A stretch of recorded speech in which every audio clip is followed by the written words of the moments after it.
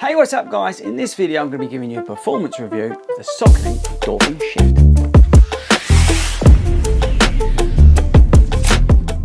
Hey, what's up everyone, and welcome back to 40 Runs. Now, if this is your first time at 40 Runs, I want you to smash that pink button down there that says subscribe on it. Go to our Facebook page and join the 40 Runs running community, and check out the description. There's loads of cool things, including a link to where you can get these. Right, so the Saucony Endorphin Shift, I thought it'd be cool to sort of come back and recap and give you an update on how I'm getting on with it. So let's get stuck in. Right guys, so the Endorphin Shift. Now, if you've not seen the reviews, check them out. I've done a full review of the shoe, and I wanted to come back and just give you an update how I'm getting on with it. The whole Endorphin range has just gone bananas, and rightly so. They're just great shoes. This shoe sits sort of at the bottom of the pile, so it's like sort of daily trainer mile eater kind of shoe. It's obviously super cushioned, high stack shoe to go out there and eat up miles, versus like the Pro, which is like the Maniac marathon runner, or the Speed, which is a marathon runner but also a very fast half marathon runner. So the Shift has done, I would say, not as well as I had expected. It has softened up, to be fair to it. I was complaining, not complaining, I had noticed.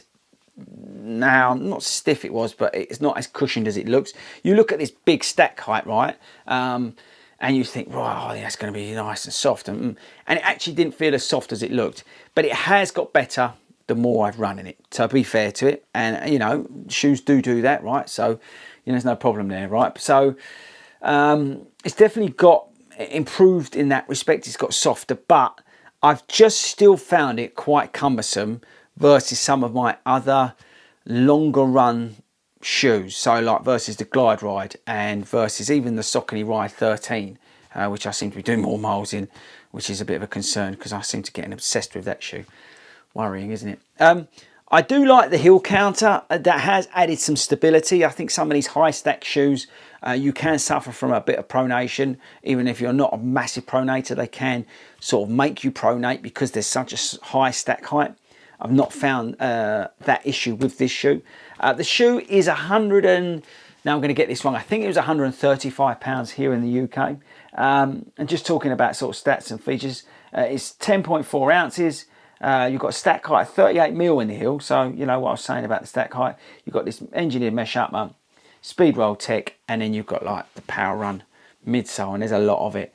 The upper is great. The upper is great in all the Endorphin shoes. The upper is fantastic. I found the sweet spot in this shoe at about, for me, sort of 10 to 20k.